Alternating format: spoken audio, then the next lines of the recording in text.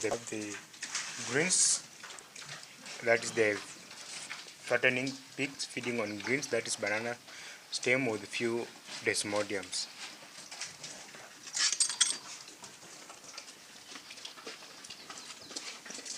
So for tomorrow they will be feeding on sukuma wiki with the spinach. So I'll be shifting, that is two days.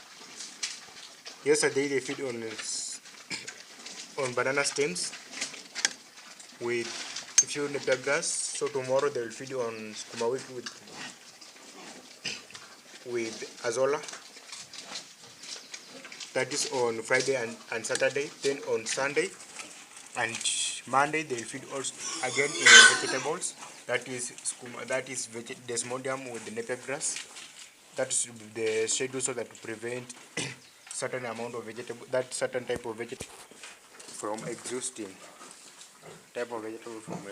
So here, this is how they look like. All of them are feeding on evening, 1 kg each.